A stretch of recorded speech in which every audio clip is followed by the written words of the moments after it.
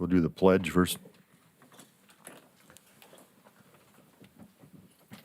I pledge allegiance to the flag of the United States of America and to the republic for which it stands, one nation, under God, indivisible, with liberty and justice for all.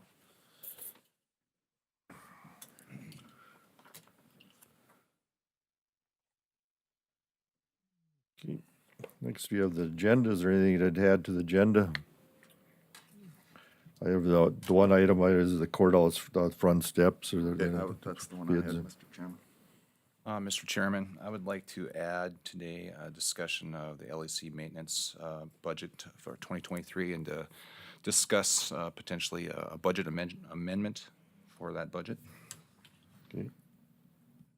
Anything else?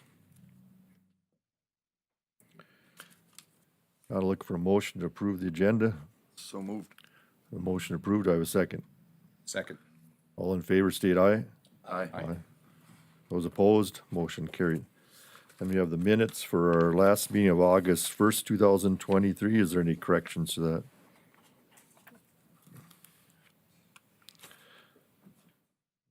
Now I'll look for a motion to approve the August 1st meetings, no minutes. So moved. Motion, do I have a second? Second. All in favor, state aye. Aye. Aye. Those opposed, the motion carried. And we have a meeting for our meeting on August 10th, 2023. If there's any corrections to that meeting. Now I'll look for a motion to approve those minutes.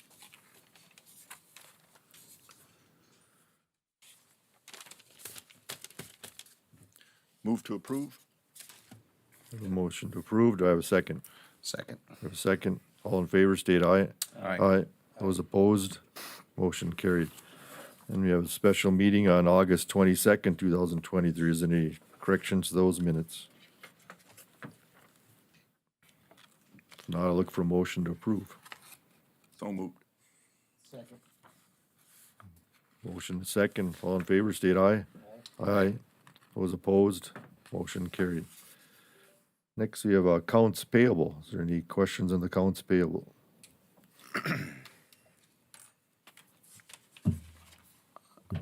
Chairman Franchuk, does it make some sense to move up that LEC maintenance budget amendment discussion ahead of the accounts payable, since we have a couple of items in the accounts payable that are applicable here? That would work, yes. Go ahead. Okay.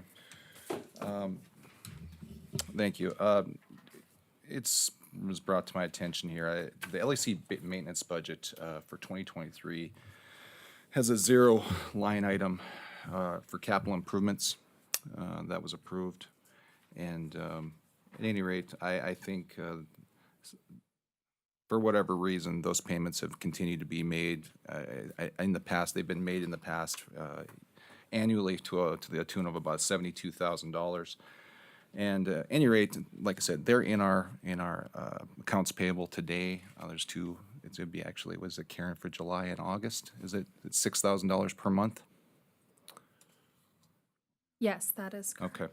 Anyway, we've been, unfortunately, we've approved some of this money previously, and there is a zero budget. Me personally, I mean, I sit on the LEC board, and I have some knowledge of, that building and so on and so forth. So I believe that a capital improvement fund is necessary. We have an aging building, and monthly, SWMC, or Southwest Multi-Correctional Board, pays $6,000 to match this amount every month. So at any rate, I would propose or make a motion to amend the 2023 budget for capital improvements and go from 0 to 72,000. Okay. I have a motion. Do I have a second? I'll second that. I have a second. Any other discussion? So that would bring us in line what we've previously done for years, right? Yes, it was an amendment that would have to take place in December anyways. Paul just wanted to go ahead and amend the budget now so that it was ready to go for the rest of the year. Any other discussion? I'll do a roll call vote then. Commissioner Clares, Aye. Commissioner Marsh, Aye. Commissioner White, Aye. Commissioner Messer. Aye. Chair votes aye, motion carried. Now we go back to the accounts payable then. Is there any questions on the accounts payable? So, I don't know what page it is, but anyway, we have two bills in here, for buckshot spraying. One is for weed control out at the fairgrounds, one, for weed control out at the, motorsports park. For around 7,100 each, and, I guess I'm just questioning, we have a weed department, is that something that we could take care of? I don't know Travis here today, fortunately, but I'd like to know why we contract that out. Number one, there's probably a reason for that. And number two, just wondering why we couldn't take care of that internally. It just makes sense to me. Lisa's. Travis can answer it, or I can answer it too. You know, it seems like they're always so busy and they just can't seem to get there. They have different spray they use and they gotta switch out the spray, and it's, seem like they have a time getting done what they need to do. Is that something you can handle, Travis, or, yeah, go ahead, please. So we were contacted by Lisa early in the year to do some spraying out there. So we did do that. We actually have an extra side by side with an extra spray rig we can put on there to do fairground spraying. So we could probably make time to do spraying out the fairgrounds if need be. Shouldn't be an issue. Yeah, and I'm just saying, if we have the equipment, we have the staff, why would we do an outside contract unless there is a problem? So I agree. I'd like to see that in the future if we could. And if all comes to where you have to go outside, then by all means do it, but. Okay, that's just my question. Okay. Any other questions on the accounts payable? Now I'll look for a motion to approve. Mr. Chairman, I move to approve the accounts payable. Okay, I have a motion to approve. Do I have a second? Second. Second. Any other discussion? Roll call vote. Commissioner Messer, Aye. Commissioner White, Aye. Commissioner Marsh, Aye. Commissioner Clares. Aye. The chair votes aye, motion carried. Next to go. Ellen, do you want to step up here?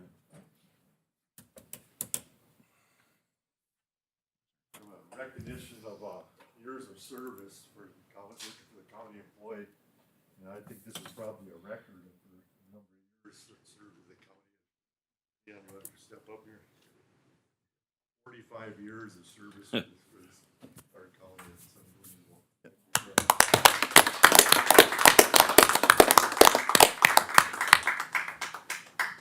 that.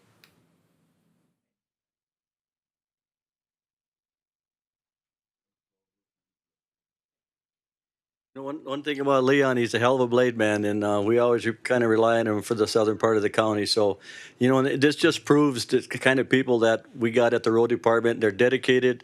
They're there for whatever we need them for. And I'm thinking, I don't know if there's any other department in the county that has that many years of service together. I mean, it's unbelievable. And you know, this year we're having one other guy retire, and I think Kerry is probably here 40-some years. You know, and so it's a great place to work. And one thing about it starts out with the board we're standing in front of here to make sure that our guys are taken care of. And we've had a great board to make sure we keep up with the times and with the wages for the guys. So it's really appreciated. And once again, thank you, Leon, for your years of service. Thank you. You gonna shoot for 50 then, or? Well, a few more anyway. Get a new certificate every year then. Yeah. Yeah, as long as I stay healthy. Okay, thank you. We'll see ya.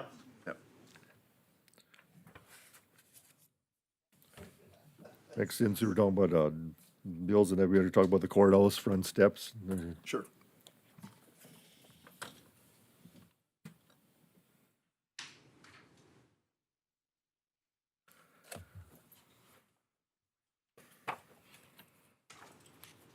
All right, so what we have in front of you guys is the front stoop replacement that we've been working on for quite a while. But we finally kind of locked in a budget with Wind Construction, and then we found a stonemason out of St. Paul? St. Joseph, Minnesota.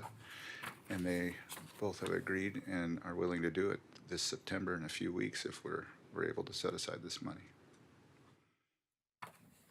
And what it's gonna be is they're gonna remove the concrete, remove the rubber liner that's underneath it. There is a light foam underneath it at the moment. They're gonna replace that foam with a high-density foam and then reline it with the rubber membrane and then pour on top. Wind will remove the first set of steps, put the liner down so that it can unroll underneath the next three, and then this company will come in beginning October, and then they will pull the steps, put the liner down, reset the steps, level them, make them correct. Because right now they're an ice catch. They're tipped backwards. We'll have 2 inches of ice on those steps anytime there's moisture. And then Wind will come back in and put the hand railing back on. What's refresh everybody's memory, what's the time, start to finish projection?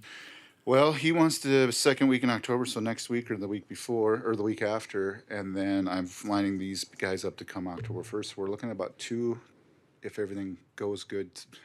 I'm going to say 3 if things go bad. So our front entrance will be obstructed. I'm hoping if Wynn can get his part done, we can open up the ramp within a week and a half. But the steps will be closed down for at least 2 to 3 weeks. Unless these guys cannot get out here that fast for some reason. So our ingress access will be just, So we're gonna move the security guards and the metal detector to the back door. We will have to funnel everybody through the back door during the concrete process. Excuse me. And then ramp access, what I had in mind was I will find either we will build a wood ramp, but I'd rather find a lightweight aluminum ramp to have beside the building, and then we would have to help these people in with that ramp. So if somebody came in with a wheelchair, we would have to physically push them up the ramp for that short period of time. And I know it's not completely ADA compliant, but that is our only option. That or Sallyport security hallway, which we don't really want to be doing. So that's my plan. If anybody has any suggestions or better ideas, please let me know. yeah, we've been battling, trying to get after this. It's been a hazard for 3 years, and so finally we're able And to. finding somebody that's willing to do it is a chore because the way that it's built. Pretty scared of doing it. 2 vendors for the one project? Yes, yep, those stone steps, yep. Yeah, reluctantly, he's gonna have to take the first set of steps off, but that's a lot more simpler than the next 2 because they're not tucked into the already existing molding of that facade out there. So that should hopefully, as long as they're not pinned down, should lift off. Lift the whole steps up and We're hoping. They could be pinned, but we'll find that out when we go. still gonna take a little bit of thought on how to lift them up without having them break in half or something. But I have found where those steps come from. The quarry's still in business. We can still get replacement steps. Now, if one was to break, that's not in this bid. I'll be coming back. But I did find where they come from. We can still get the same steps. They'll look new, of course, versus the old, but they'll be the same stone, so. That's out of Minnesota as well. So Mike, am I correct in thinking that you're looking for approval of the 2 bids together at 142,500 out of capital improvements? Yes, Is please. that what you're looking for? Okay. Okay, any other discussion? Mr. Chairman, I would move that we authorize the funding of $142,500 for the replacement of the front step project out of Capital Improvements Fund. I have a motion. Do I have a second? Second. I have a second. Any other discussion? Roll call vote, then Commissioner Messer. Aye. Commissioner Claris. Aye. Commissioner Marsh. Aye. Commissioner White. Aye. And chair votes aye, motion carries. Thank you, Thank you, Mike. guys. Yeah, thanks, Mike. Okay, next to the sheriff's report.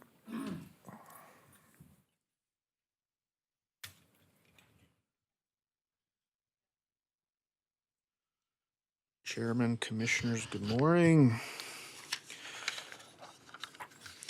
August highlights for the Stark County Sheriff's Department. Total calls for service in August were 1,790. This is up from 1,637 last year.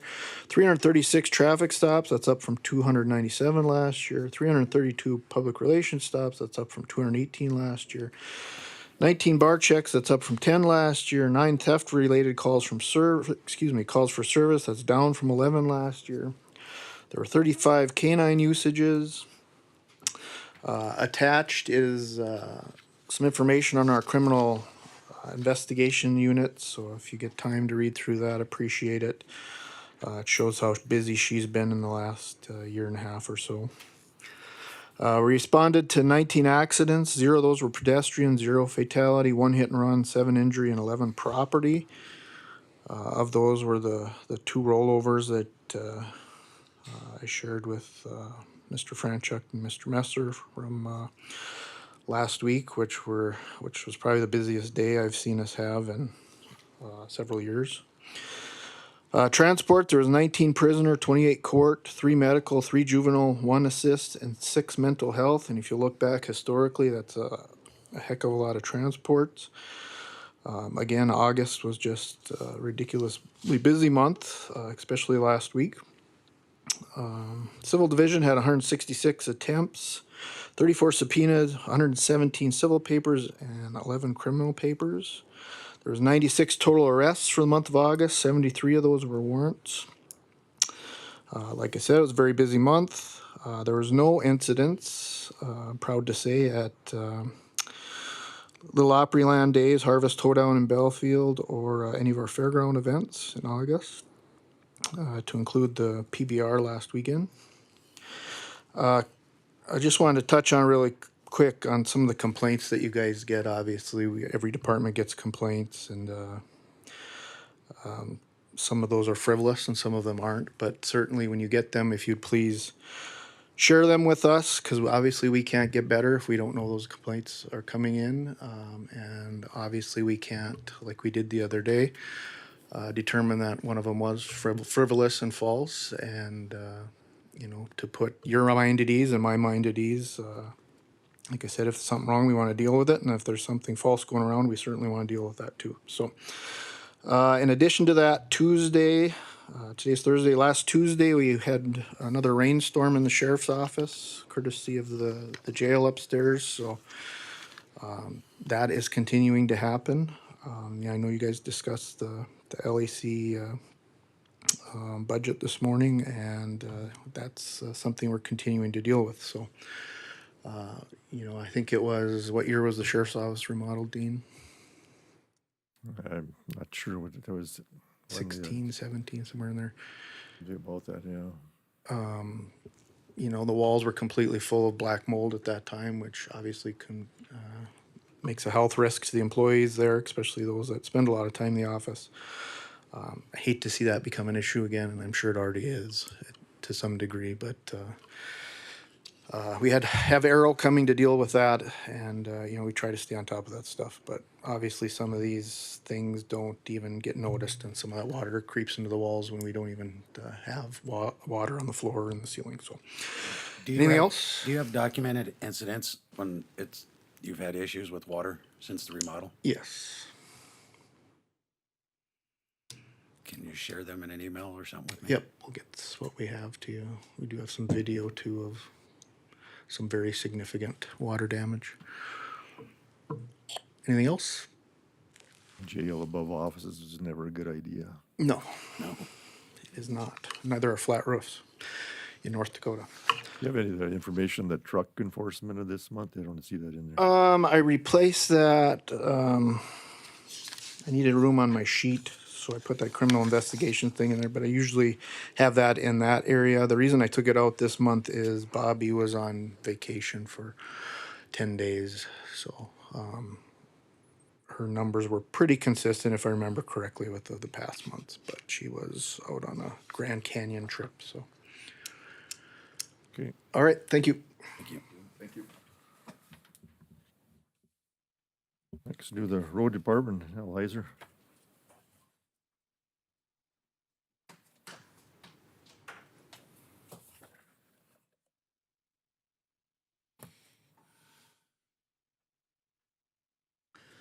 Well, good morning, everyone. I guess we'll get the big task out of the way right off the bat here. We did take quotes on some motor graders here last month, and Bernie and Neil were there. We kind of went through them. Now that the legislature has changed, we just can get quotes on machines and use Sourcewell. And so anyway, the way the trades come in, I think I've probably sent you all this here, but I can go through it again. The trade difference for 4 machines from RDO was $1,517,800. And that is for new machines with new snow equipment except the V-plows.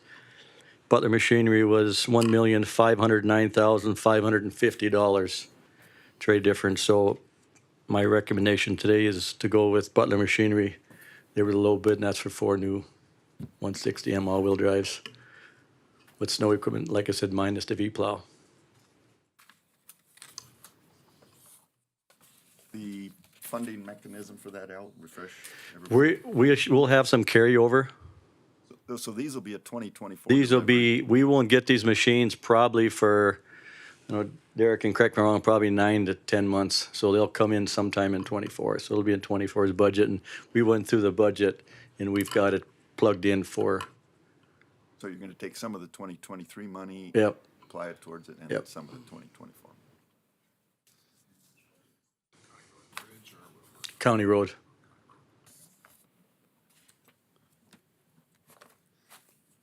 Barring any crazy thing happens, like we're close to 10 months. I mean, but we know we're in something. Could you step up to the podium and state your name? So I'm Derek Northrop with Butler Machinery. Spoke with my inventory management this morning. Barring anything crazy with the world we're in today, we're still sitting about 9 to 10 months is what they're saying for these machines. So, like I said, barring anything crazy, we should be on schedule. Okay.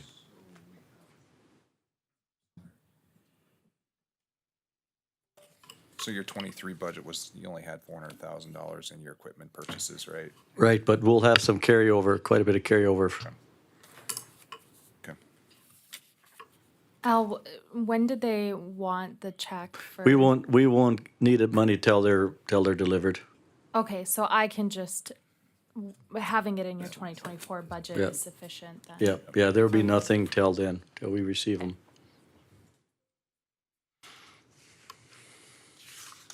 And the DOT, I forget the name of that bill that was passed, and they were screwing around with. That was, yeah, well, what they did is they changed it. You had to advertise for so long. Now we can buy them off of Sourcewell. No, The DOT bid, or, the funding mechanism, so, because I just got something where the deadline for applications is September 8th. for, Townships. that's for townships. Special funding for townships. I got that in a separate line, townships. Okay, maybe I'm wrong, no problem, I'll check into it. okay.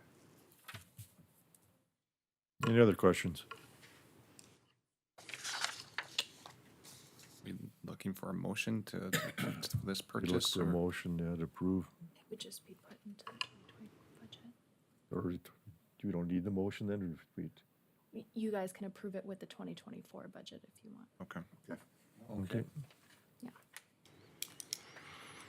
Okay, you had another bill for electric sales and service too. The electric sales and services for $2,511.95. That was to rewire the the new heating system in the Belfield shop. You know, that heating system was put in, I think, 1975, so we put a whole new system in.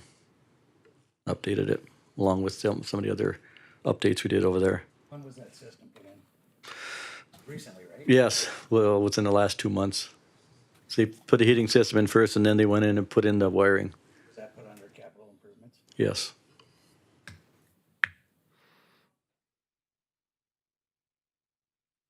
Any other discussion? Look for a motion then to approve this for payable out of capital improvement. Motion approved, electric sales and services invoice for 2005-1195, to be pulled from capital improvements. I'll second that. Motion is second. Any other discussion? Roll call. Commissioner White, Aye. Commissioner Marsh, Aye. Commissioner Claris, Aye. Commissioner White, or excuse me, Commissioner Messer, Aye. and chair votes aye. Thanks. So do you need to make a motion on this equipment purchase? Well, I think it would be wise of us to approve it. Right. I think that. Approve it, and then it'll come out of the 24 budget. Yeah, and then make that would carry into the budget. Right. Yeah. I will move that. I'll make that motion to approve the Butler Machinery bid. I can't read my writing, but 1,509,550. 50, yeah, that's correct. I'd second. Motion is second. Any other discussion? Roll call vote. Commissioner Messer, Aye. Commissioner White, Aye. Commissioner Marsh, Aye. Commissioner Claris, Aye. and chair votes aye. Motion carried. Okay, the other things the road department's up to, we're replacing some old bridges that, actually, we're finding old bridges, and nobody even knew they were there until somebody brings it up, so we're taking them out, we're doing a hydraulic study to see what kind of pipe we put in, and we got a couple guys that are really good at, you know, we rented a small trackhoe that we can haul around our own lowboy, so, and we've taken out, I think, 3 of them here in the past week, put some new cattle guards in, and we're gonna continue to do that. And then we're hauling on the Jurgens Road over east of Dickinson, but with all this rain, our road is getting so soft, and all them loads we're hauling on, we're pounding the road so bad, so we're gonna kind of pull off. Hopefully it'll heal up a little bit, and we switched to trucks just east of town here. We're going to Gary Wanner's over the hill. And other than that, we've been trying to get some blading done with the rain, and which rain is good unless you're harvesting, but it's been a good fall. It's nice and green. The only problem is the grass is really taking over some of them roads on the shoulders because and the water runs off, and so hopefully everybody gets their shoulders mowed off this fall, because you know, anytime we let grass go over the winter, that's the first roads that are blocked. So make sure that people get that done. And other than that, I really don't have anything else unless you got some questions for me. Like I said, Jeremy might make it here, so maybe he can do the rest of the guys, and if not, Okay, I just had one comment over at South there. I know you stockpile gravel at that intersection there. I know I had a request if you could move that back further, kind of blocks the intersection in the future, but I know it's all gone now, but. right, we will. We talked about that. We'll start in the back of the lot and leave that corner open. Yeah, it was kind of a block there. When you come up there, you really couldn't see around the corner very well. And I know I've had several comments, so we'll make note of that, and we'll start in the back and work our way out to the south. Okay, thanks. Yep, thank you. Okay. Interstate Engineering, He said he might call in, but are you on the phone? James, are you on the phone?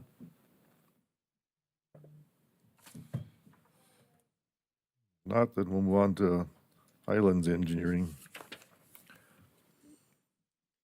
Good morning, Commissioners. Andrew Schrank with Highlands Engineering. A few projects to go over here. The first project, BRJ 0045074. This project is complete with construction. It's been open for about a month. We're just working through our final paperwork for the DOT. Submitted our post-construction notification for the Army Corps permit. So just wrapping up some final paperwork on that one to get that closed out. Our second project, BRJ 0045076.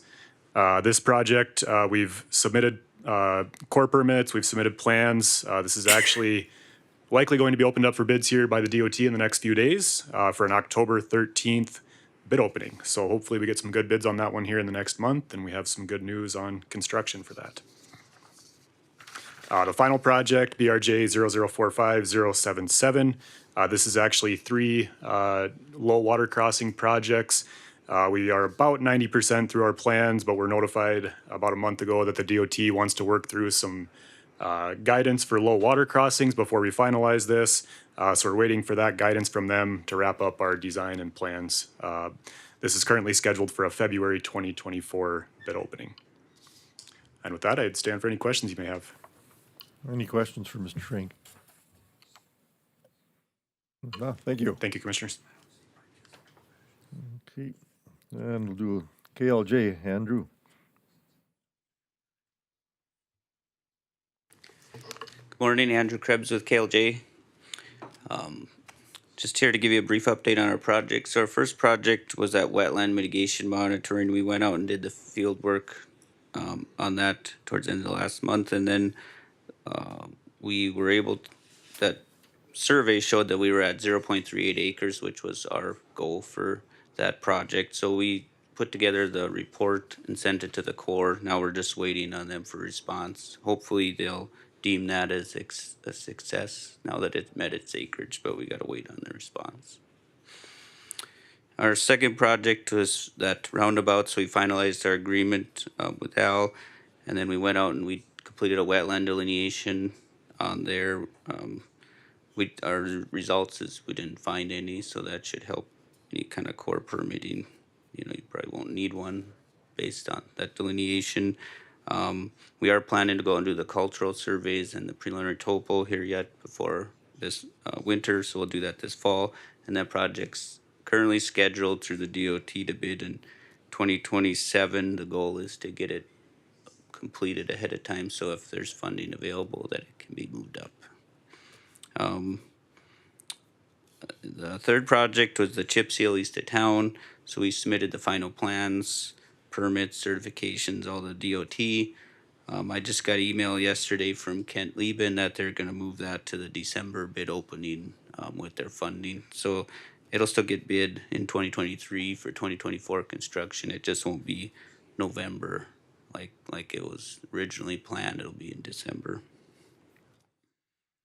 And then we did complete final plat review for the Skyline subdivision for Mr. Josephson. Okay, any Are there questions? any for Mr. questions? Okay, well, thank you. Okay, thanks.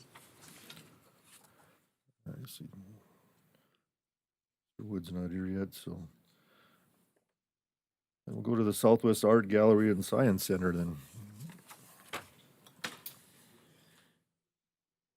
Good morning, Commissioners, Chairman Franchek, and Commission members. For the record, my name is Rich Wardner, and I am an advocate for the Southwest Art Gallery and Science Center.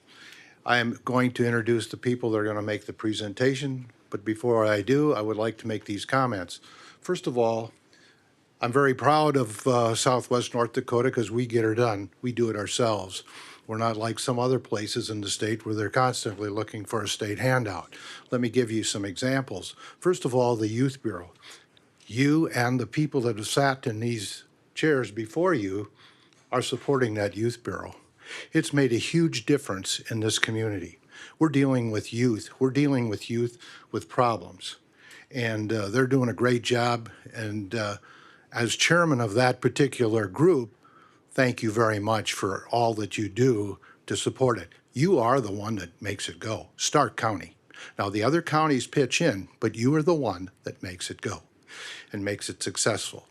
Second thing, you also supported the Career and Tech for the Southwest Career and Tech.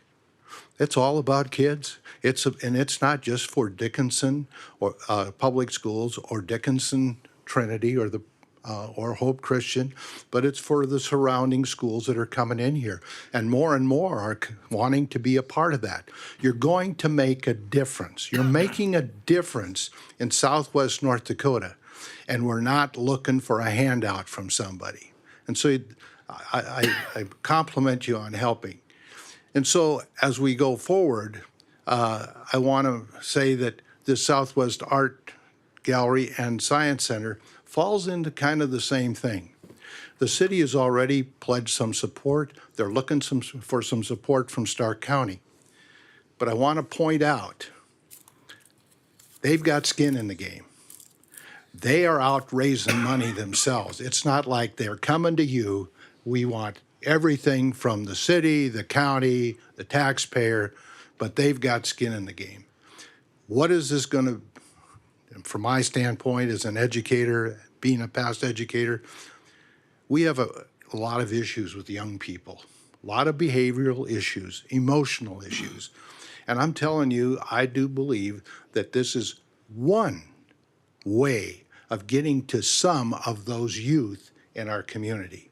So I see this in the big picture as really filling in and helping provide development for our youth. So with that, I'm going to introduce Dustin and Janelle, and they will give you their presentation. Thank you very much.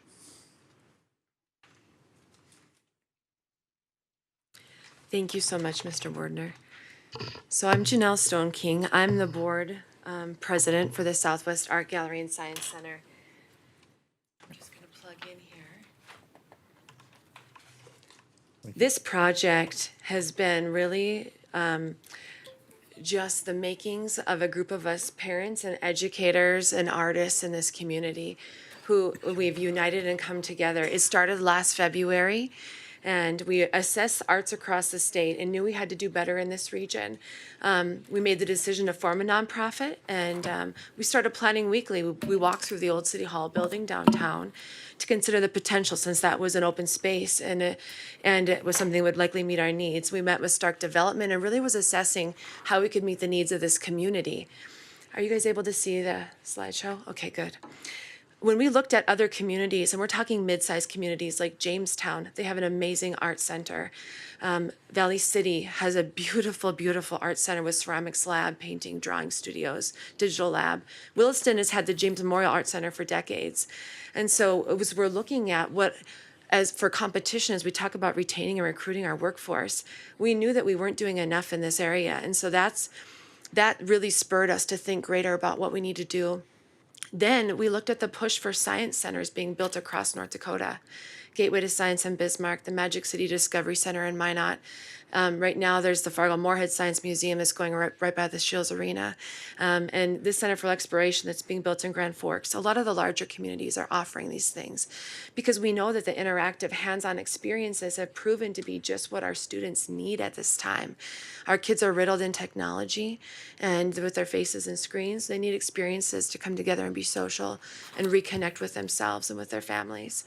So when we did that, we thought, okay, it's time. Let's do the art gallery and science center together, so we could bring together the right brain and the left brain in one creative building and have the educational and cultural components we need. And so you'll see it was right at the kitchen table of Rich and Kayleen's house. Oh, are you guys able to see? No, You're it's not coming through. Oh, weird. Okay. So we sat at their kitchen table and we wrote the bylaws for the new nonprofit and began developing our board of directors. This was last March. So by May, we had articles of incorporation with the state of North Dakota. We started discussions on the business plan. We just started hustling. I mean, we're doing all this in our spare time, and just because we saw the vision and the passion that why it was needed. And what came from our community survey and all of the work we did was on the infographic that you have that Dustin had passed out. We planned on having these components as far as in the center, an art gallery, that will have a large space. It will be in the city commission room in the old city hall. We'll have classrooms that can open up into a larger classroom so we can do STEM and art programming, also available for rent. We'll have a retail store for art supplies, and also take home kits for people to extend their experience once they leave the center. And then we'll have the science center in the basement. We'll have hands-on interactive activities such as a water play area and other great things incorporating beautiful parts of our region and what our region offers. We also have a component here called the Steam Roller, which we already got funding through Power of 100 Women. So we have an outreach trailer that will go to all the counties in Region 8. This was important to us as we were developing that we reached all these students in Region 8. And so that's a key component of what we're planning on doing. And then the programming is where really the heart of the intention of where we're doing. So we'll talk a little bit about programming in a minute. But by summer and fall of last year, we were trying to just educate and build support. We went public with our project. We were ready. We started continuing to meet weekly. We spoke to community groups. We were at events all around the community. You could see us. We had a beautiful wind tube designed by one of our local educators, Todd Selly, built this beautiful wind tube for the kids to enjoy. And so we take that everywhere we go when we do events for children. We start supporting the school STEM days. 2 of the key players in STEM with the Dickinson Public School System are part of our board of directors, and they're the ones that have led all the Cal Ripken STEM centers in the public schools for this region. We have a feisty board of really diverse folks who are passionate about this project. We started raising some good money. We did a gala last year that brought in over $100,000 in one day. We have our second gala, September 16th, coming up in next weekend. So as we did this, our next steps was really defining and piloting our programming. What kind of impact can we make? So we started collaborating and bringing together the Dickinson Public Library, Academy of Dance, Dickinson Park and Rec, and met with Legacy Square and Joel Walters to start creative programming. So we got ourselves out there and started trying out things. But our most powerful project to date was our high school lock-ins. We'd received a grant to offer these overnight lock-ins, which we held at Dickinson High School, and about 40 high school students. Over 2 nights, we had 12-hour sessions where they worked very, very hard through creative arts and incorporated with mental health components. So we developed a curriculum to piece in the things that matter in their lives as far as mental health, and how can we explore that through the creative arts. It was a powerful, powerful project. And so what we learned from that, we had other community partners like the Badlands Opera Project there. We had Ellie Papineau with Aspire Coaching. We brought in so many key players in our community to help with these projects. It was powerful, you guys. I mean, it was our board of directors who were there with those kids all night for 12 hours. And we talked about poetry. We had them draw the emotions they experience in life and paint what it looks like. So we're not just playing here. We're talking about the tough stuff. And did they perform? It was beyond imaginable. We could not have expected the work that they did. It just was touching. We talked about a lot of joyful things as well, but they dug into their journals, and we didn't ask them to do this. We just see these kids just intensely thinking about the work that they were doing. So as we looked at this project, it involved STEM. It involved they were building motors on Scribblebots and making these motors paint with bobbleheads and having to do critical thinking skills. So this programming was powerful. We have video testimonials of the kids, and I won't take extra time today to show you those, but we do have a video I can share with you later that covers this project. What we found so powerful with this work that we were doing was we did surveys of the kids afterwards, and we asked them, what was it that you're going to take away and remember with positivity? They didn't say about all the free food that they got. They didn't talk about the zingers they got to drink all night long and how fun it was to stay in the school overnight. They talked about the mentors and the people that were there with them and the adults that helped them. I mean, when I read those surveys, it brought me to tears, because these kids, they just need connection. They just need to feel heard. And so we know that we can do this good work here. It's those shared emotions when they come together and work creatively on things, and we break it down to the core spirit of human beings, and we talk about the things that unify us, like our emotions. We all know what it's like to feel great joy. We all know what it's like to be ashamed. We all know what it's like to have intense anger. So when we can talk about these things in ways we can unify, we can talk about tough stuff, because everybody relates to that. I have a slide here that talks about who was involved in these lock-ins. We had public and private school students. We had homeschool students. We had the DHS class valedictorian alongside the students from our peer-to-peer group with disabilities. We had students with issues with aggression and recent bullying, who we had teachers say they probably shouldn't come to the lock-in, it's probably not safe. And we said, no, they're probably the kids that need it the most. We had all these kids come together, and we had no incidents. It was insane. So we learned a lot through these programming experiences this year. We're ready now. We know that the impact this can have on the brain, and I won't get into detail, but we know that it's time for us to move forward and look at the next steps for our organization. I'm going to let Dustin Young come up. He is our interim and future executive director, and we're lucky to have him as part of our project. So thank you very much. Good morning, and thank you for having us. As Janelle said, my name is Dustin Young. I'm the interim executive director for the Southwest Art Gallery and Science Center. We're here to present our project today, engage the county's interest in assisting us as we push to procure our building, specifically the old City Hall building, which is just a block away, so that we can move forward with our goals and mission. Our purpose, as Janelle said, is improving the quality of life in Southwest North Dakota by enhancing cultural appreciation through education of arts and sciences for all ages. Our coverage area includes all the counties in Region 8, but the biggest beneficiary will be Stark County, as our headquarters will be located here in Dickinson. And then we also have the communities of South Hart, Belfield, Richardson, Gladstone, and Taylor, who will also benefit from our steamroller. It's our outreach program where we will bring science, technology, engineering, art, and mathematics workshops, exhibitions, classes, and other programming to those areas. I grew up in a small rural community in Minnesota, only 100 people, so I'm well aware of the importance of having some of these, having access to some of these programs in small towns. We want to ensure that the towns in our area have the same opportunities that are offered in larger populations. Not everyone can afford the time and energy and money to bring their families to interactive learning centers like the ones in Bismarck and Minot. So we will bring some of those experiences to them. Through collaboration with local artists, scientists, educators, and community leaders, we will create engaging exhibits and programs that highlight the rich history, culture, and natural resources of the region. And we strive to provide equitable access to these experiences, ensuring that residents in Southwest North Dakota have the opportunity to participate.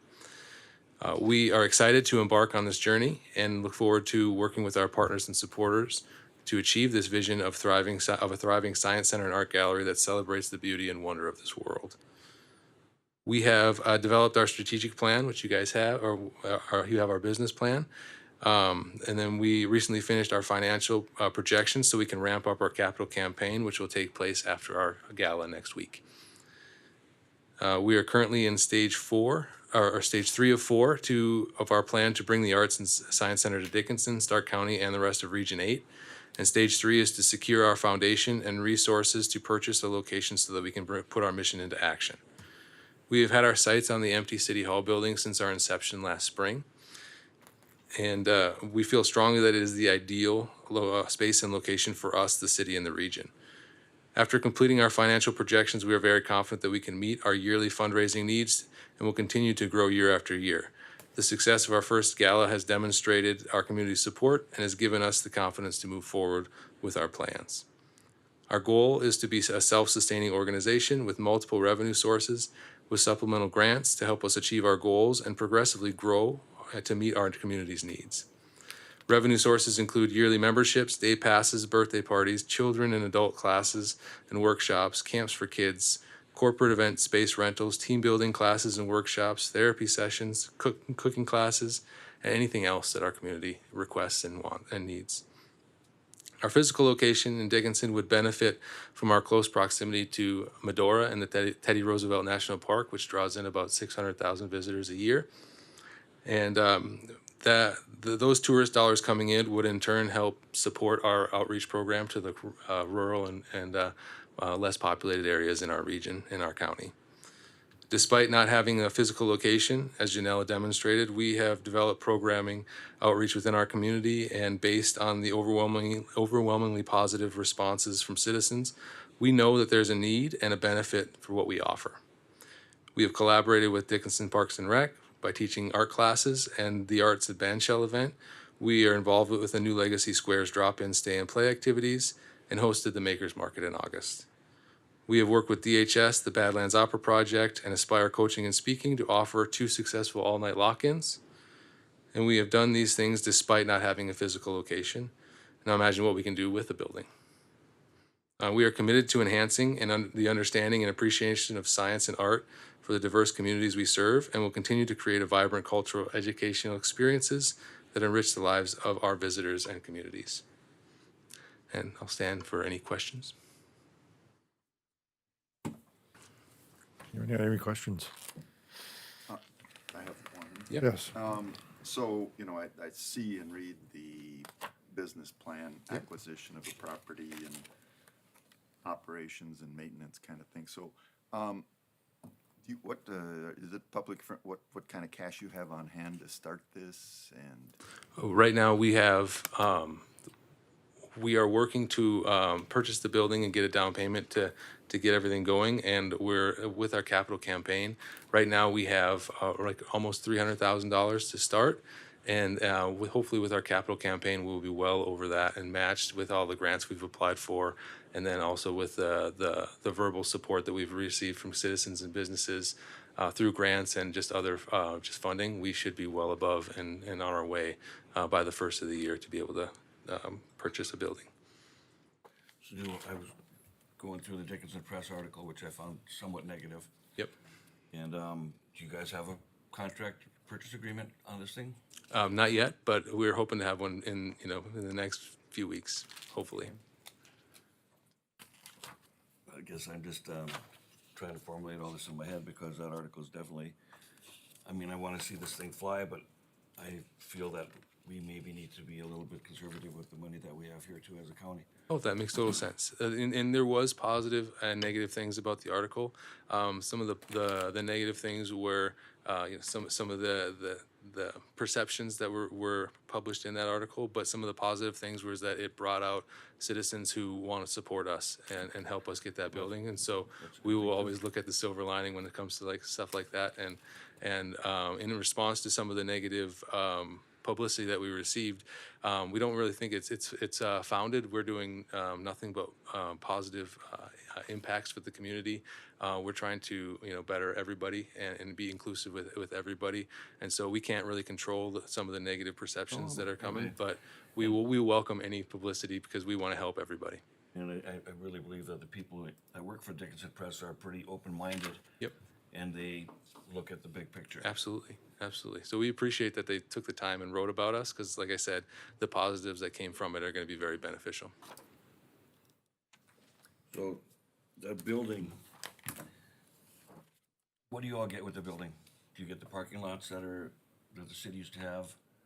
No, I don't believe we get the parking lot, but we're going to work with the city to see what is available for us to use.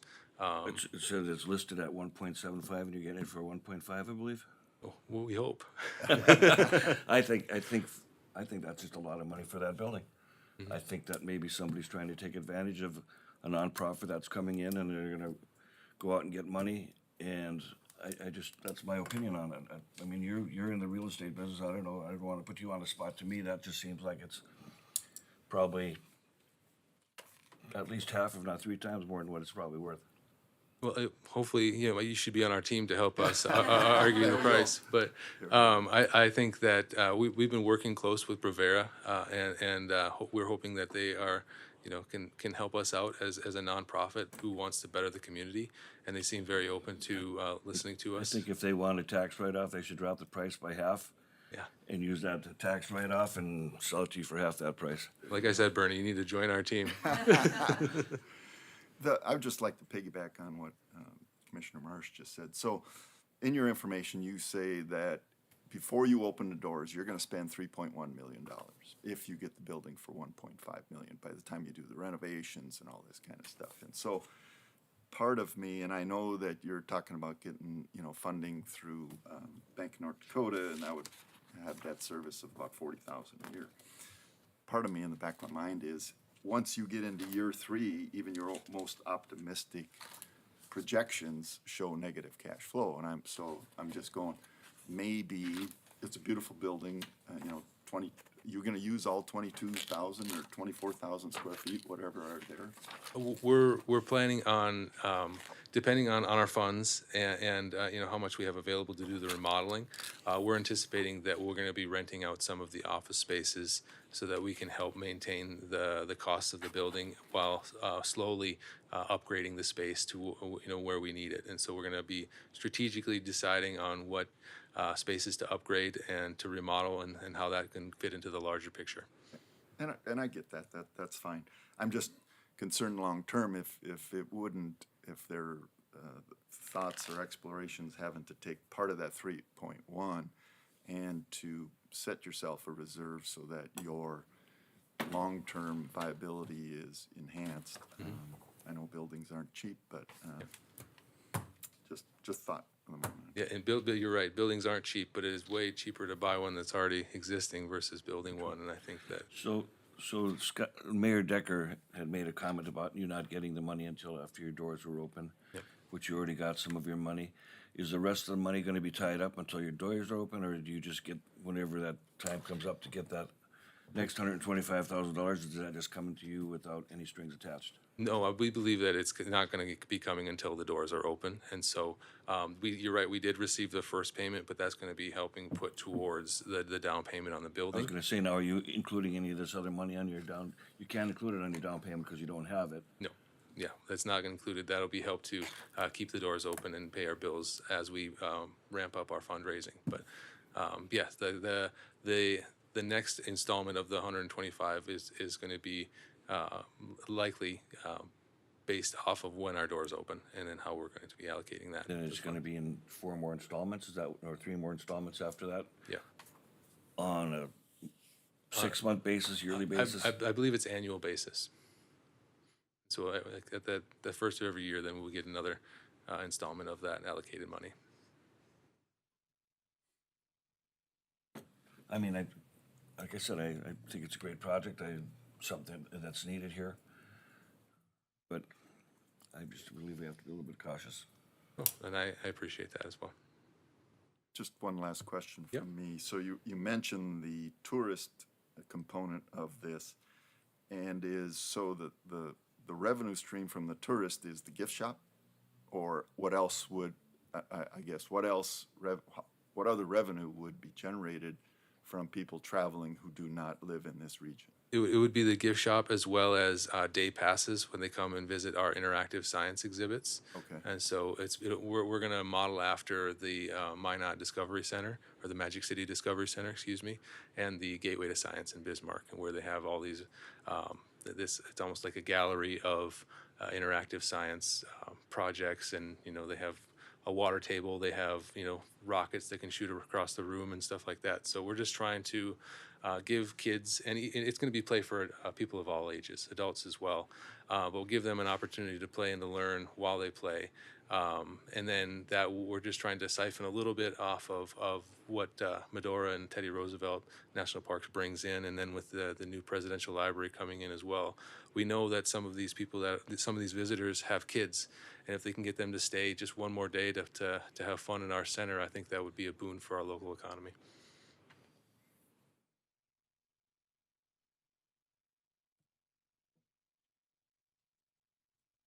Any other questions? So what are you asking from us today? Well, today was primarily just to introduce ourselves and to let you know what we're doing and what was going on with the project. We're hoping to get support and possibly funding, in the short term to help us secure the building so that we can get those allocated funds from the city and help maintain the doors to be stayed open, and then to work to remodel and to get our feet on the ground. And so don't really have a specific funding request, but like I said, I just we wanted to introduce ourselves and introduce the project and gauge your interest in supporting us. I do know that Mrs. Rushow has been working very diligently and very hard on this for a while. Yes, she has. So I know that the passion is there. Yes, and her passion reverberates through everybody on our board, and it's been humbling and a lot of fun to be a part of it, to be honest. Okay. Well, thanks for your presentation and good luck with your venture. Thank you. Thank you.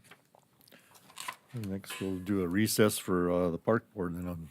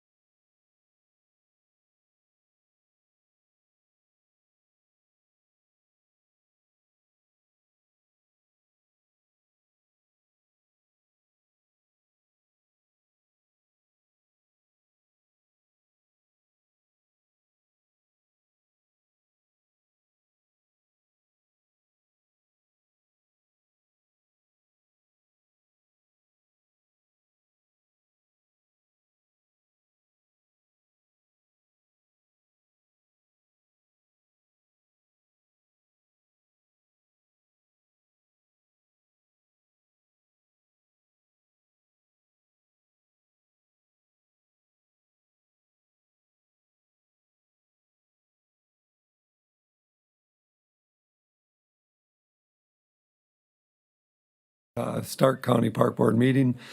You all have a meeting agenda. First item of business is to ratify the agenda. I would entertain a motion to do so. Is there a second? Second. All in favor? Can you guys use your mics? I didn't catch any of those. Who made the motion? I did. I made the motion. And I made the second. Okay, thank you. Thanks. Okay, the agenda's been ratified, and the first item of business is meetings of the last minutes, and I think we should do individual motions for each one of the three. So we'll do July 19th, 223 restroom committee meeting. Any additions, deletions, corrections to those minutes?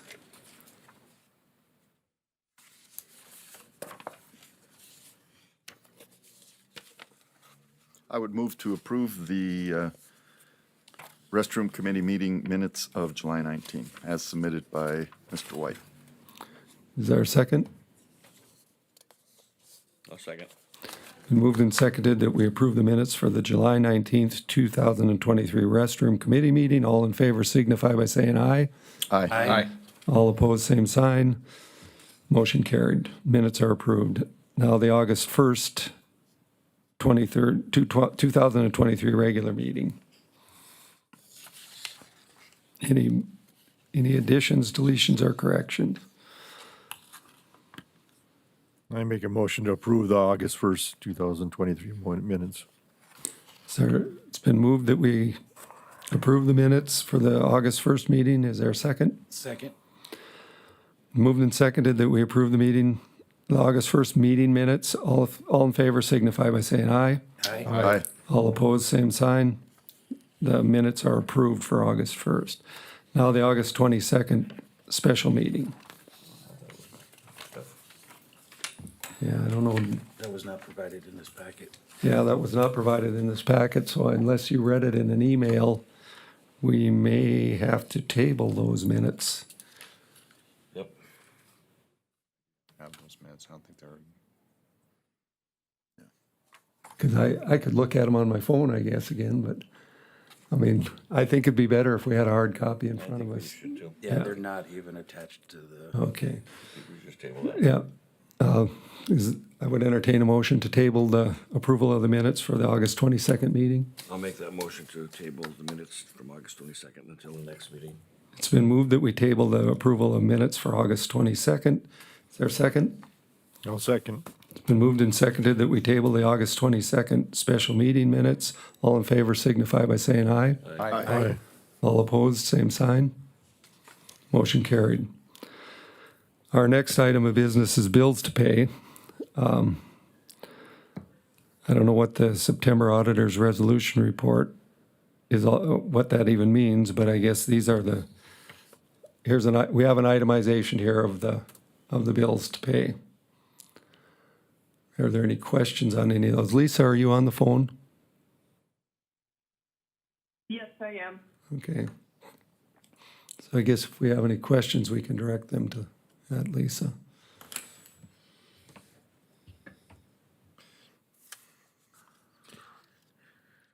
I guess I would question the two of them for Frontier Productions on what we gained by those two donations, or those two bills.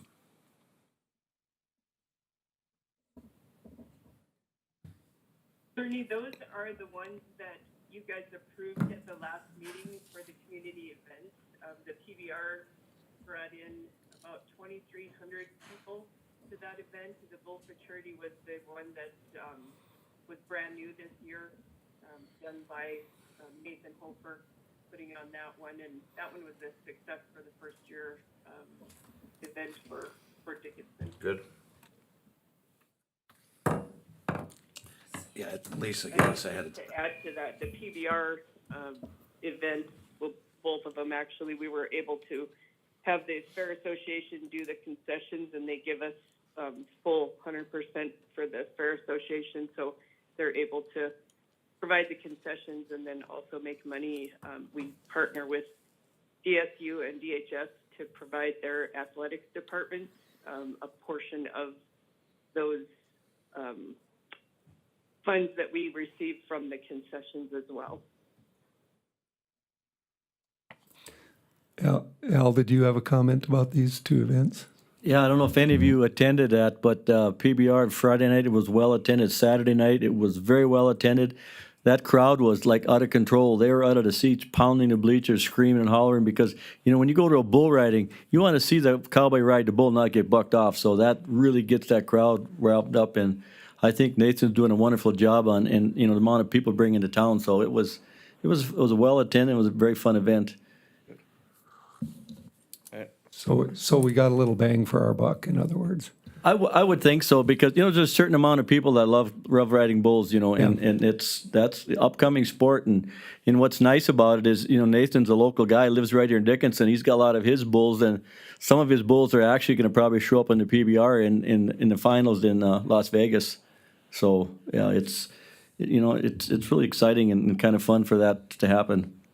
So, Lisa, what was those dollar amounts used for? Did he use it for promotion or for purse money or what, how do you think he spent that? Well, and he shows us how he spends it. So it's to pay all the staff there. They have 3-4 judges at each event, secretaries. They do added dollars. He's been advertising quite a bit, getting something more reach out further in the area and stuff. So a lot of those fund dollars are going to that to pay for the purse monies. And then what did they charge at the gate for entrance to the event? The bull for charity, they charged $15, and then 5 and under, I believe, was free.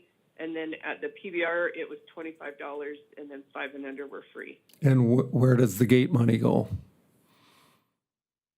He takes the gate money and uses that, puts it back into the event, and then, you know, grows it each year. He's been doing that every year he's done this. This is the 4th annual one that he's done here.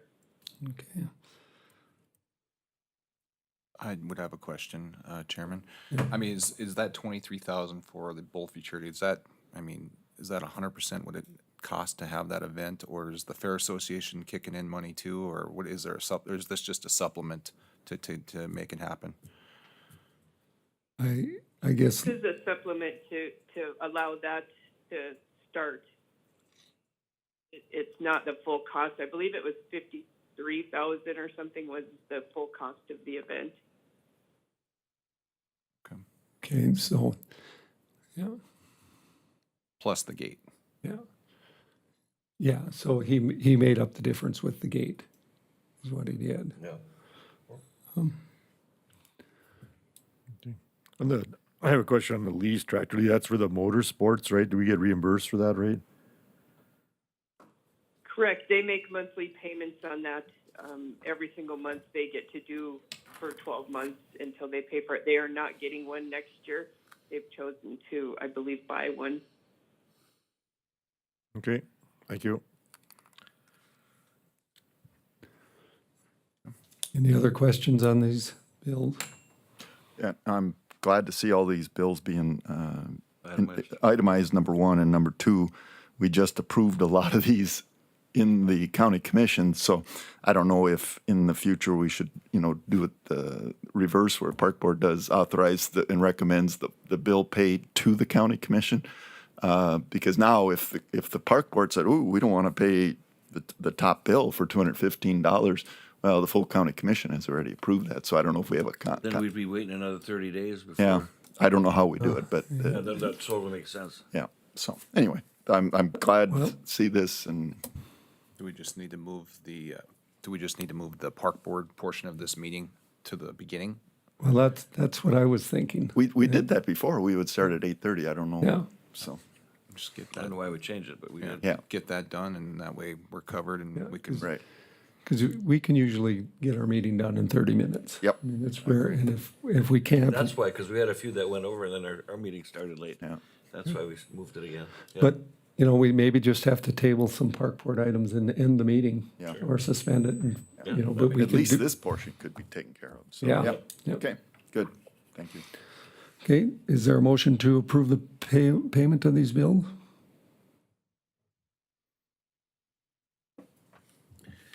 I'll make a motion that we accept the bills as presented here. I'll second that. Been moved and seconded that we accept the bills, so it's a roll call vote. Corey? Aye. Bernie? Aye. Dean? Aye. Paul? Aye.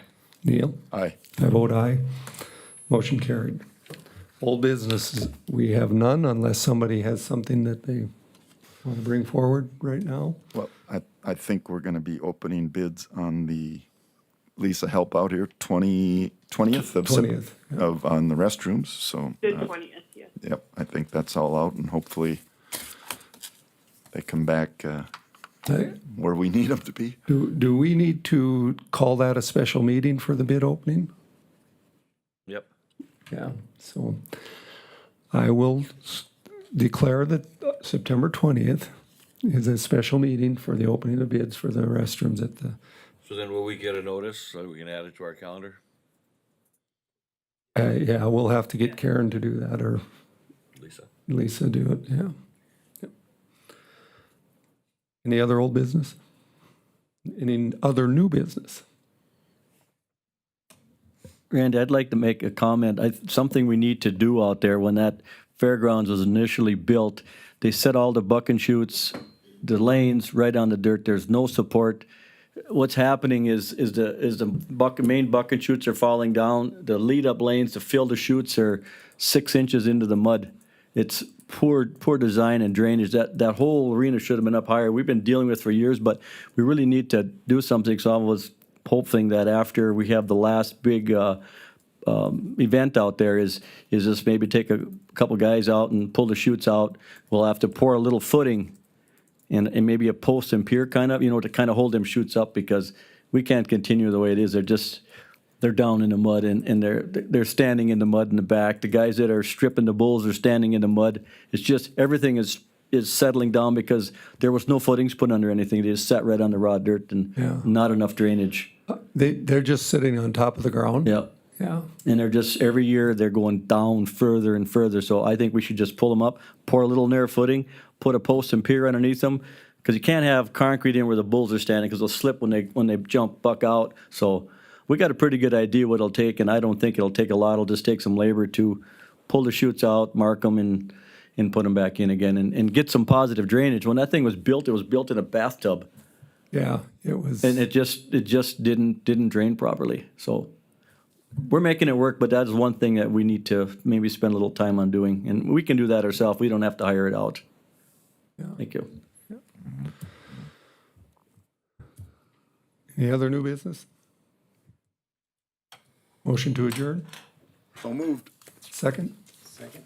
All in favor signify by saying aye. Aye. All opposed, same sign. Meeting's adjourned.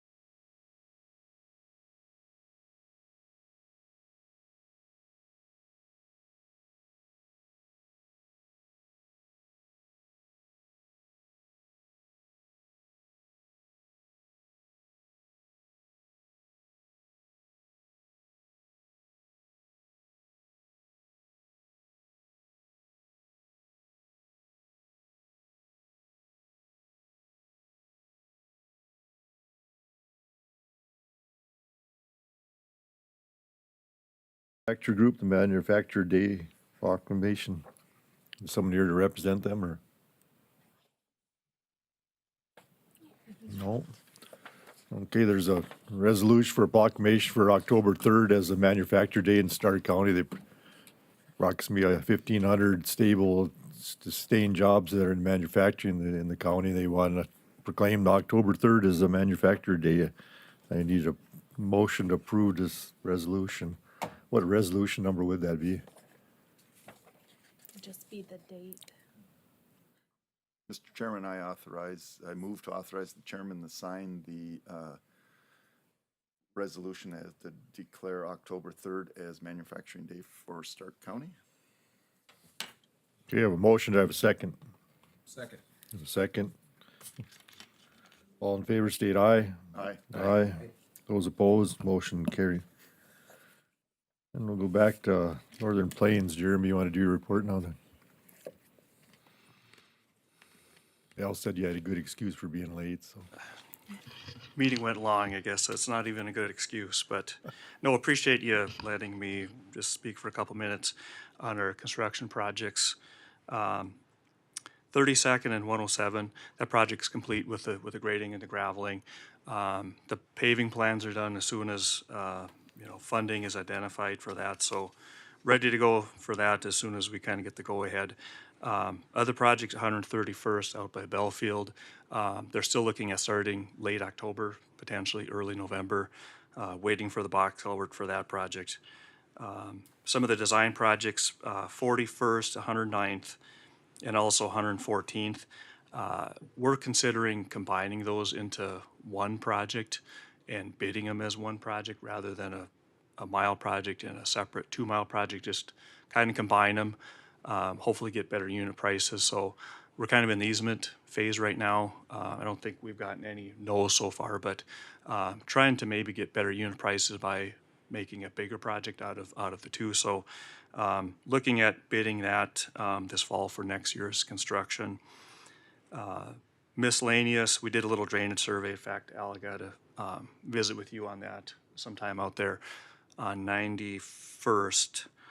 Just south of the interstate, there's kind of a drainage issue that I think we can get corrected. It's over by Miller's. Is it James? Neil, if just north of Jim Bob's between Miller's, it seemed like for some reason it stopped draining and the water levels are coming so high, it's pushing into Miller's yard and it's pushing into the fields and so Yep.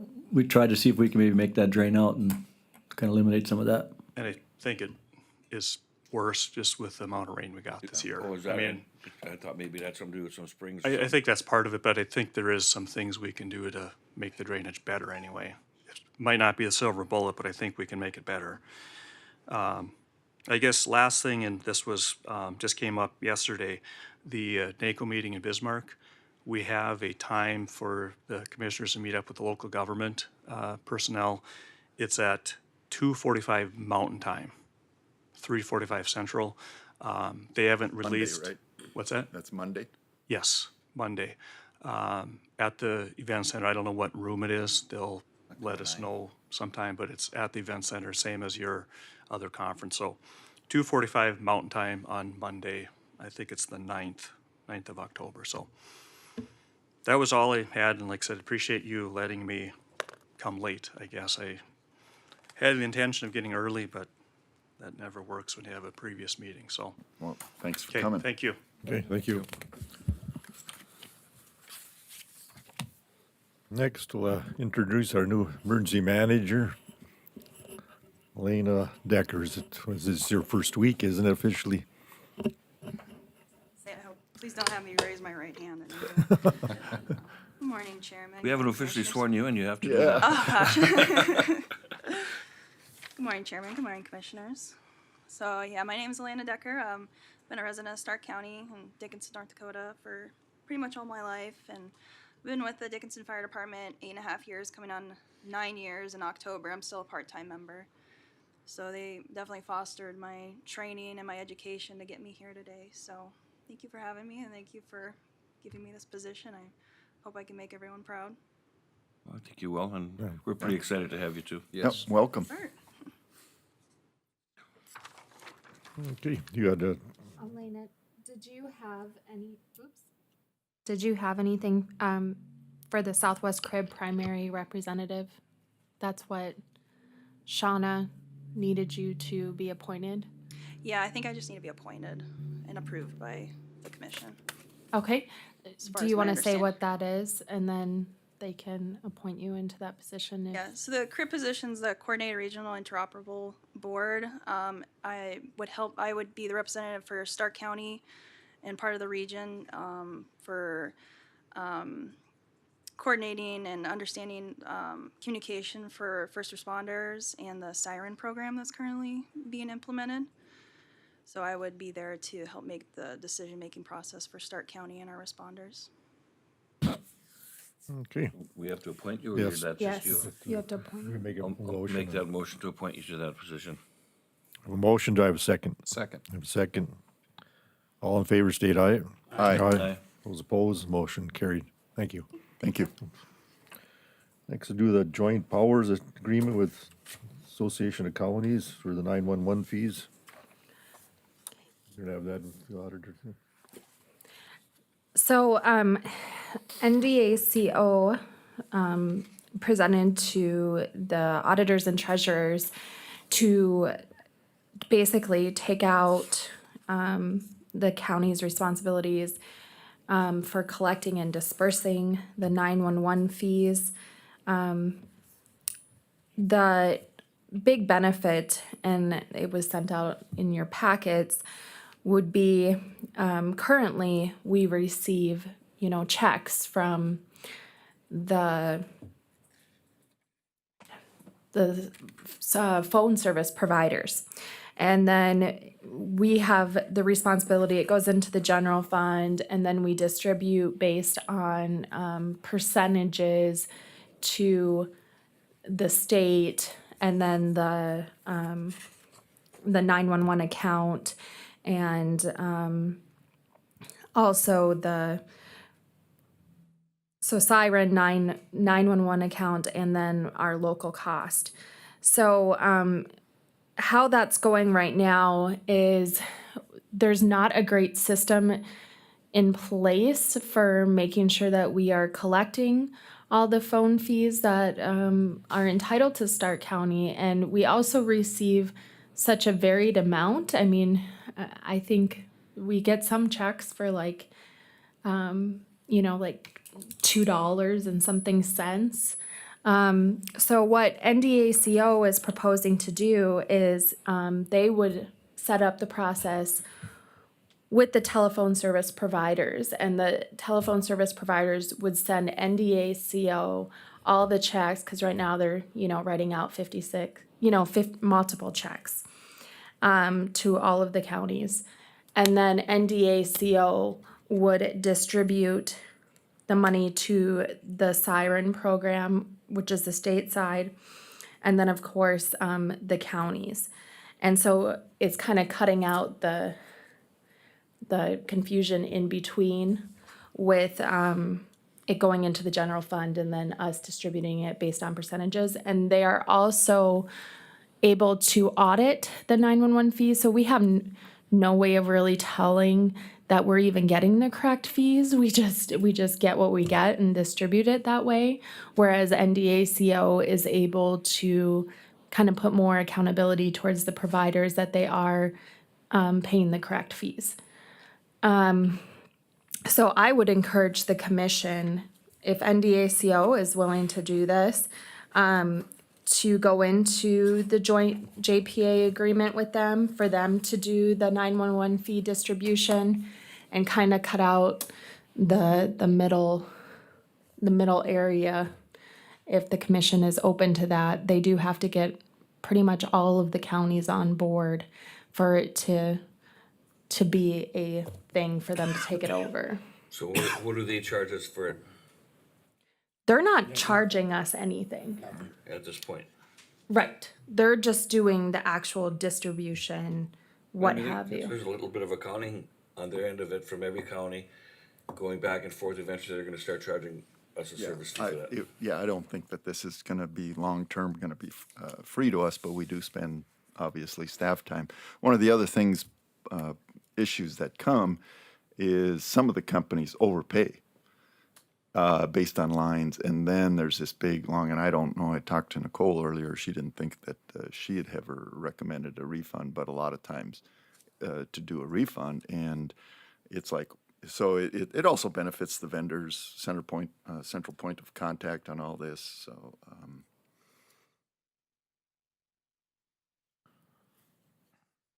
I am very much in favor of if they're willing to do it in a combined manner for all of the counties and do the disbursement from NDACO, I'm very much in favor of them taking over that portion. So when we do it, it's just once a year that this all has to be done, right? Or No. is it monthly? Yep. So it's going to reduce the accounting burden on our side significantly, monthly. Right, and we just kind of hope that it's right when we send it out, because we don't really have any, we don't have really any way to know that it's right. We just receive the checks and we just send it out based on percentages and hope it's right. Whereas they're able to get them together and actually straighten some of that out. So What's your recommendation? my recommendation is that the commission approves the JPA agreement to go forward with NDACO doing that portion. And then that would be the starting point for them. So would you ever foresee in the future that we would not want it and want to leave it? Is it possible at that point? That we would not want NDACO to do it? Yep. No. No, you don't see it, or no, it wouldn't be possible to leave? No, I think if we wanted to leave, we could. I mean, this isn't a forever lifetime thing, but I think that I don't see us wanting I can see to that take it because it's back. extra work, and I mean, it's, yeah, so I just had to ask that question. Yeah. If it goes forward with the way that they're talking about it and the system that they have set up with the vendors, I think it'll be better for the providers, it'll be better for us, and I don't see the reason why, if they're willing to do it for all the counties, because they're really the only ones that could do this. Right. Why not let them? So as I understand it, though, they're asking for 100% buy-in from all the counties. Yeah, across they the state. pretty much have to get every single county on board for it. And how long do they expect that to take? They would like to implement this in January of 2024. Makes sense. Any other discussion? If not, I'll look for a motion on this. Do we want to sign the joint powers agreement? I'll make a motion that under Karen's suggestion that we sign this joint powers with the NDACO. Okay, I have a motion. Do I have a second? Second. And a second. Just Yeah. Any other discussion? Well, just real, so the fee, they're saying they're gonna do it for nothing now. We're gonna get a fee somewhere down the road, so nothing's free in this world. There's no startup fee Yeah. to set it up, so. Right, so just But so. a little further everybody- down the road, if we agree not to do it and we want to, there will probably be a fee for that. Exactly, so, okay, thank you. Okay. Roll call vote then. Commissioner Marsh? Aye. Commissioner White? Aye. Commissioner Messer? Aye. Commissioner Claris? Aye. And chair votes aye, motion carried.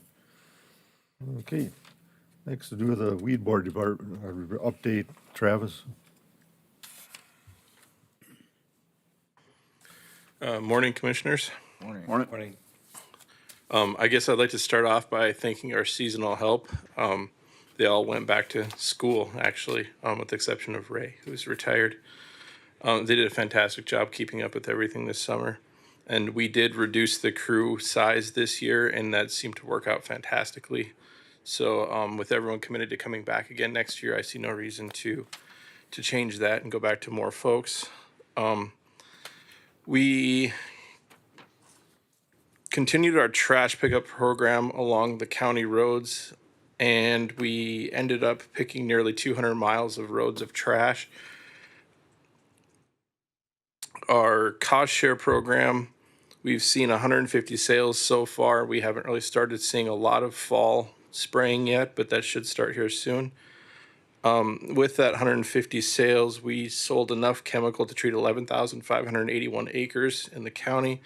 Of that, 3,128 acres of Canada thistle and wormwood and 8,453 acres of leafy spurge.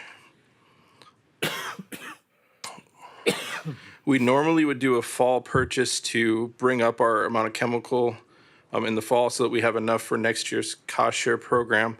But with the price of the 2,4-D products dropping currently, and with the EPA decision on the True Range label not coming out yet, I'm going to hold off on that until I get more information on that stuff. I think we're going to be fine on the 2,4-Ds. If the price keeps dropping, that would be great. 2,4-D has more than doubled in the last few years, and we sell over 2,000 gallons of 2,4-D every year. So that ends up being a lot when you're talking a $10, $15 price difference per gallon. And then with True Range, that's a product from Enview that would completely be a game changer when it comes to leafy spurge. We've been trying for years and years to get that on the market. I mean, it's technically on the market right now with Method 2,4-D SL. The problem is it doesn't have the grazing or haying label. So you can't graze for a year. So that makes, well, people can't use it then because your land is useless if you can't graze it or hay it. So hopefully that will come, the decision on that will come soon. So we can transition more folks over to the True Range if that comes out. Also, next year, we're in dire need of a new spray rig. The 2004 Chevy that we're using currently has had a host of issues with overheating and stuff like that. And it's been used, a lot in the last 20 years. So we're looking at building that into the budget for next year. The issue that I have with the budget next year is the delivery date of a new purchase is going to really push our time frame. We're looking at maybe a March purchase for something like that for a delivery date from a lot of these manufacturers. And that gives us only a couple of months to get it built. So there is money in the budget and line items this year. Our seasonal workers, I think we used roughly half of that budget of $105,000. So we have $46,000 left in that. So we could theoretically use money from this year to be able to purchase that. And of course, this is all weed board decision. This isn't necessarily a decision of this board, but what I'm asking of you guys, and maybe someone here knows the answer to this, is they have a rig up at Sachs Motors right now that would fit the bill. Nobody else has anything, and they don't really anticipate getting anything because most of them have to be built. So with a purchase of $56,000 roughly, what would the requirements be for bids and stuff like that on something like that? It would be under the bidding threshold. Under the bidding threshold. So if that's approved at the weed board meeting next week, then that purchase could be made without any special considerations? Yes. Okay. And you have discussed, you've actually been dealing with locally, you've talked to all the vendors. Yep, yeah. I talked to the ones that sell, the major manufacturers, Ford, Chevy, and Ram. And that's the problem. A lot of them can't even quote me a price on what it would cost for something next year until that comes up later in the winter season. I got a rough price from Sachs on one for next year, new build for next year. The folks at Ram couldn't even give me that information because that price doesn't come out until they know exactly what they're doing with that. And I did get a quote from Red Rock on a Ford. They were able to do that. But again, we're looking at a delivery date that would really push our time frame for getting something like that built if we did go with a purchase next year. This one from Sachs is a new vehicle? It is. It's a 2023. Yep. Travis, did they give you a governmental discount? They did, yeah. They have I think on that last pickup we bought was $6,300. Oh, see, what they gave me, and he didn't tell me exactly what the discount would be, but he gave me their price of 60, and he was quoting me at 55.9 with the discount on that. But check to make sure that governmental discount is in there. See It's if there's huge. something more. That is. Well, you know a heck of a lot more than me, Al, because I don't have much experience purchasing new equipment over at the weed board when it comes to So it. then if you get the truck, you have to have a local vendor build it to your specs? Yeah, as far as- so right now I'm working with Pump Systems, of course, because they're the local that does that kind of thing. They built a truck for us 20 years ago. So, and the same guy works there, Maury Binstock. So they're working on a quote for me right now. They're pretty busy, and they did tell me that if they're going to build it, it needs to be over the winter. They need to start early in the winter and go all the way through. Just that's the only time they have to build something like that. So. And what are you gonna do with the existing truck? So the plan would be to sell that if possible. Yeah, I think there would be interest in that. It's a truck that's got a full spray unit on it with the tank and the pump and all that stuff. So I think there would be interest in it. I don't know exactly what it would be worth to someone, but I'm thinking a fair amount of money with all the setup on there. Okay. Any questions? Any questions? Okay, thanks for your report. Thank you for your time. Thank you, Travis. Thanks. Okay, next we'll do a planning and zoning, Steve Josephson.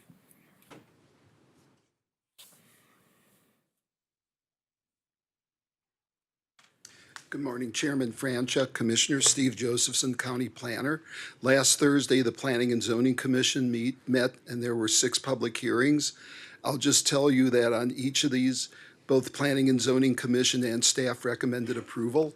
And we'll just go, we'll go through these. The first one was a rezoning for Jesse Kovash, wished to rezone 14.45 acres, the idea from agriculture to rural residential. The idea then is that after those were rezoned, he would then this had to be done before doing a minor subdivision plat. Both as I said, both the Planning and Zoning Commission and staff recommended approval, and I'm here to answer any questions for that. Any questions on the first rezoning? Not, I'll look for a motion to approve the rezoning for Jesse Kovash on RZ 04-23. Mr. Chairman, I Yes. move that we approve the rezoning 04-23, rezoning petition from ag to rural residential. I'll second. Motion and second. Any other discussion? Roll call vote, Commissioner Claris, Aye. Commissioner Messer, Aye. Commissioner Marsh, Aye. Commissioner White, Aye. and Chair votes aye, motion carried. And the Thank second you. one, The next one is related to that, and that's MSP 0223, which is for the approval of a minor subdivision plat of the Crocus Estates subdivision. Both the Planning and Zoning Commission and staff recommended approval. It would create 2 lots, and I'm here to answer any questions you may have. any questions? If not, I'll look for a motion on this minor subdivision plat for Jesse Kovash. Mr. Chairman, I would move that we approve the minor subdivision plat 02-23, establishing Crocus Estates subdivision located in Section 14, Township 140 North, Range 95 West. I'll second. Motion and second, any other discussion? Roll call vote, Commissioner Claris, Aye. Commissioner Messer, Aye. Commissioner Marsh, Aye. Commissioner White, Aye. the chair votes aye, motion carried. Thank you, Next one. Commissioners. The next one is a conditional use permit 0123 for Todd and Deborah Schweitzer. They have a 59-acre site. They wish to build a new house on there and make the existing house and an accessory dwelling unit. As part of this, they requested 2 variances. In the current zoning ordinance, the maximum square footage for an accessory structure is 1,500 square feet, but they want to use their existing house there that's 1649. The other thing too is that the accessory structure is supposed to be within 150 feet of the primary structure. Where they're building the new house, it would be about 200 feet, and apparently there's area in there that's good for septic tank. The Planning and Zoning Commission and staff recommended approval of the conditional use permits and those associated variances. Just to say there were no public comments on this, and I'm here to answer any questions you may have. Any questions? So the 1,624 acre home, Or square foot, rather. or yes. square foot, they're not planning on living in that, right? They're going to live in a new structure. They've already turned in a building permit, but they have family members who are going to live in the existing structure. Any other questions?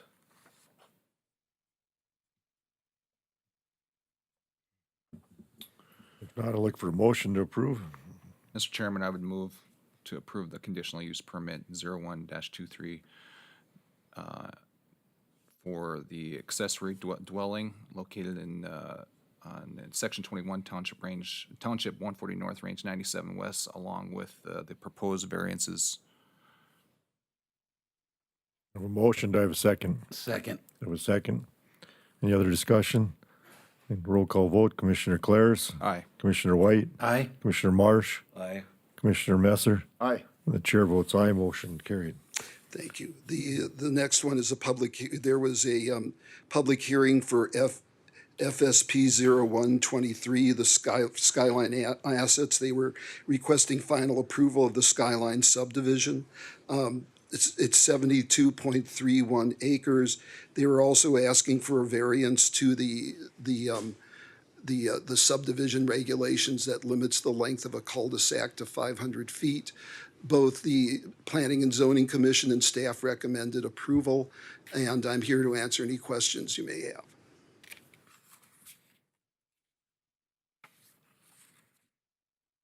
Any questions? Okay. Now look for a motion to approve the final plat for Skyline Assets LLC. Mr. Chairman, I would move that we approve for the approval of the final subdivision plat 01-23 Skyline subdivision.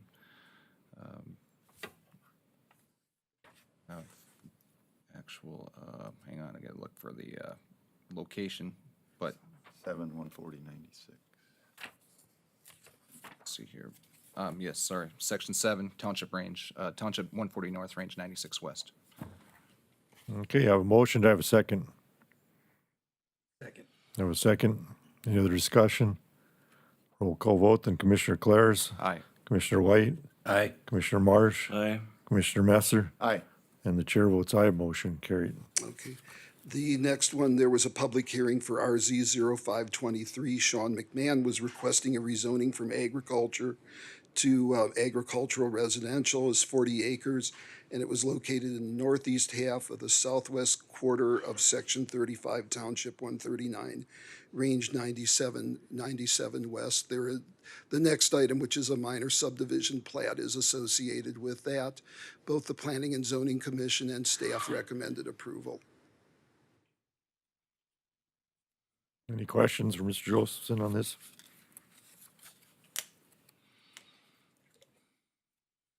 Okay, if not, I'll look for a motion then. Mr. Chairman, I would move to approve rezoning application 0523, moving the land located in Township 139 North, Range 97 West, Section 35, from agricultural to ag residential. I'll second that. A motion and a second, any other discussion? Roll call vote, Commissioner Claris. Aye. Commissioner Messer. Aye. Commissioner Marsh. Aye. Commissioner White. Aye. And the chair votes aye, motion carried. Okay, last public hearing was for MSP 0323. That was for approval of minor subdivision of the Sunset Grove subdivision located in Section 35, Township 139 North, Range 97 this would be for 40 acres. This would be a two-lot subdivision. One of the lots would be about 11, 12 acres in size, and the rest of it would be 28 acres. Staff and both the Planning and Zoning Commission and staff recommended approval, and I'm here to answer any questions about that. Any questions? So what are they planning on living on that 11 acres and? That's exactly it. Yeah, they're planning to live on the 11 acres. The 28 acres, they'll continue to leave in agricultural use, and they did provide on the plat an easement so that that eastern portion is not landlocked, Oh, okay. which is, it has to be. So it has to have access. Any other questions? Well, I'll look for a motion then on this. Mr. Chairman, I would move to approve minor subdivision plat 03-23, establishing the Sunset Grove subdivision located in Section 35, Township 139 North, Range 97 West. Okay, I have a motion to have a second. I'll second it. I have a second. Any other discussion? Roll call vote to Commissioner Clares, Aye. Commissioner Messer, Aye. Commissioner Marsh, Aye. Commissioner White, Aye. and the chair votes aye, motion carried. Thank you. That's it. Just a real quick update on the comprehensive plan. I just wanted to make everyone aware that there's going to be 3 public meetings held at the end of the month. There's going to be one at the 26th at South Hart High School. It's Tuesday from 6 to 6 p.m. to 8 p.m. There's going to be one at the Dakota Room on Wednesday, same time. And then the third one on Thursday is going to be held at the Opera House in Taylor. When we get updated flyers, I'll forward them on to all of you. We'll also send them on to the press and also put them. We've started to do that online and also make flyers, post them elsewhere, and make them available at different county departments so that we can hope to get as much public participation as possible. Okay, Great. okay. Okay, thank you very much. Okay. Thank you. And just a reminder, our next meeting, we have for our budget meetings on September 19th, right at 9 a.m.